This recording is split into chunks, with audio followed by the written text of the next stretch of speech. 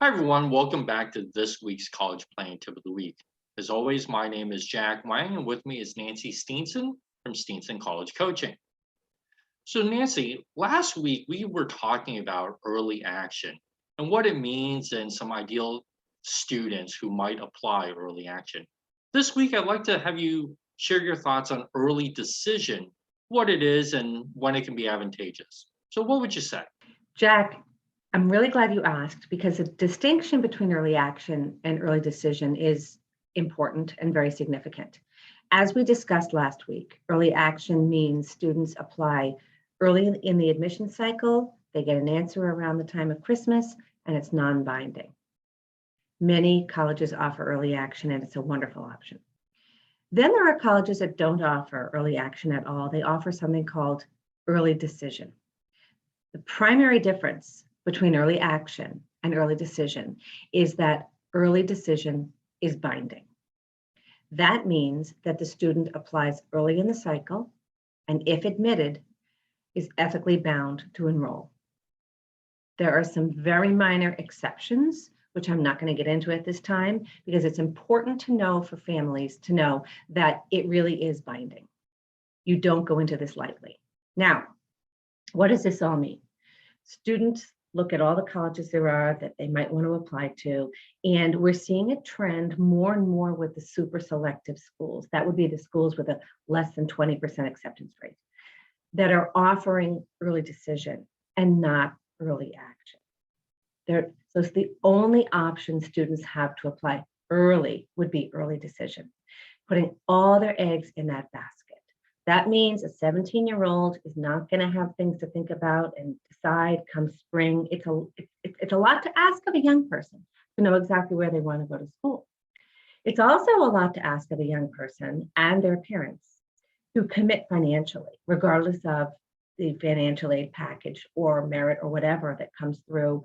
They're committing to that school. Many families need to look at various financial packages before they commit somewhere. So early decision removes that whole process of comparing aid packages and merit packages.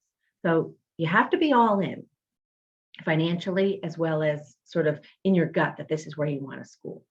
So why do it? Why would you want to do early decision? The primary reason is that many super selective colleges and universities are filling 50 to 60% of their class with early decision, which leaves less room for the regular decision kids. And the admission rates in the early decision wave are very different than the admission rates in the regular decision wave. For example, for the graduating high school class of 2020, for the kids applying to Dartmouth, the students who applied regular decision had an admissions rate of 7.4% at Dartmouth, and the students applying early decision had a 26.2% admission rate. And Dartmouth filled over 51% of its class with ED. At Boston University, students who applied regular decision had admissions rate of 18.9%, and students who applied early decision had a 33.1% admissions rate. And BU filled over 57% of its class with ED. Now, as if this isn't enough, the whole ED wave is accelerating because now we're seeing colleges offering a second wave of ED. They call it ED2, early decision 2.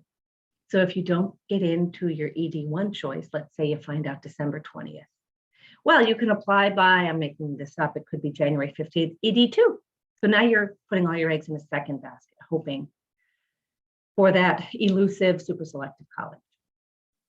So students who are very passionate about going to one of these colleges, I call them the super selectives, less than 20% acceptance rate, applying early decision is going to statistically increase their chances. This is not a trend I like, but it's a reality I have to deal with in my work when I'm advising students. Early decision is really good for colleges. One of the reasons it's really good for colleges is because when they accept a student early decision, the yield on that pool is 100%, meaning 100% of the students they accept agree to enroll. Well, they have to. They're bound. They're ethically bound. 100% yield number is important to colleges. Yield numbers are important to colleges. It's not only important in terms of their rankings, it actually affects their bond rating. And this is something you know more about the finances than I do, Jack. Yield numbers are very real. The more a college the more students a college admits early decision to fill their class, the better their overall yield rate is going to be.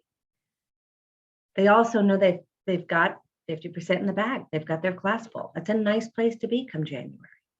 However, I don't think that early decision is great for kids. I'm not fond of it. I never have been. I see how much stress it puts on kids and families. But as I said, it's a game we sort of have to play if students are very, very interested in the super selective colleges. So it's the right thing for some students, as long as they go in with their eyes open, knowing what the drawbacks are. And that would be committing in the fall of their senior year to one college and committing to the cost of that college. Excellent information, Nancy. And you're right. I mean, families really do need to go into this eyes wide open and be prepared for that possibility of being ethically bound to that school. Excellent as always. Thank you so much for that information. And thank you all for watching this week's College Tip of the Week. As always, stay safe, stay healthy, and we'll see you next time.